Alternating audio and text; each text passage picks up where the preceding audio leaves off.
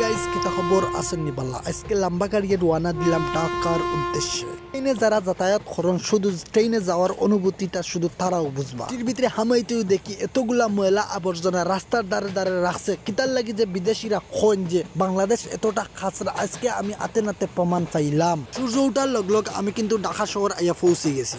ঢাকার মাটি সোনার চেয়েও খাঁটি, পৃথিবীর 4 নম্বর স্থানে আছে জনবহুল একটা সিটি, বাংলাদেশের ক্যাপিটাল সিটি অফ ঢাকা। আগামীতে বাংলাদেশের মানুষ নিচে দিয়ে আর যাইতে না, সব যাইবা উপরে দিয়া, কারণ নয়া নয়া ব্রিজ বানা। ইতিমধ্যে আমরা কিন্তু আইয়া বিমানবন্দর স্টেশনে নামি গেছি আর আমার লগে আছেন আমার এক কাকু, আমার এক ভাই। আইসি ইটালির এমবেসি ফাস্টফুড বেক করার লাগি। ইনো আইয়া দেখি আমার লাগান কপাল ফুডা হাজারো বাই এমবেসির সামনে অপেক্ষা করা।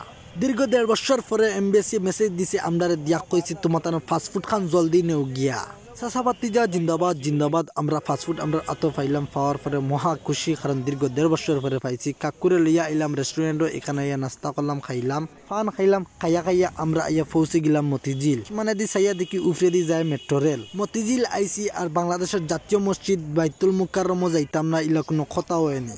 আইলাম, বইলাম, ফাঁকাইলাম, আল্লাহর কাছে দোয়া করলাম, আল্লাহ তুমি আমরা জীবনের গুণাগুলা মাফ করিয়া দেও। ফাঁকাইতে হয়ে গেল কিন্তু রাত, আর 10:30টার সময় আমাদের সিলেটের ট্রেন। তাই আমরা পৌঁছে গেলাম বাংলাদেশের বৃহত্তর রেলওয়ে স্টেশন কমলাপুর।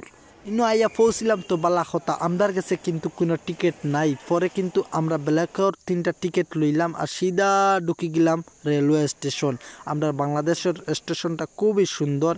এরপরে আমরা ট্রেন আইলো, ট্রেনে উঠার চিন্তা ভাবনা করলাম, চলে আইলাম সিলেট। সিলেট আইতে খবর পাইলাম আমার বাড়ি থেকে 6 কিলোমিটার দূরে অবস্থিত একটা ওয়াজ মাহফিল চলে, আর সেখানে আইরা বাংলাদেশের খুবই পরিচিত একজন বক্তা ওসামা সাহেব কিয়র ওয়াজ উনটাই মাত্র 2 মিনিট ওয়াজ উনিয়াও গেলাম গি মেলাত। আর ইনো গিয়া দেখি কত ধরনের রং বিরঙ্গর খানি তুড়া খাইয়া বুঝছেন নি। আখটা দেখি মেলার মাঝে চোখ পড়লো খেলনার দোকান পাট। ছোটবেলা এটা দেখিয়া কত না মনের মাঝে আফসোস থাকতো লইতাম, কিন্তু এখন আল্লাহ তৌফিক দিছেন, কিন্তু মনের মাঝে ফিলিংস নাই।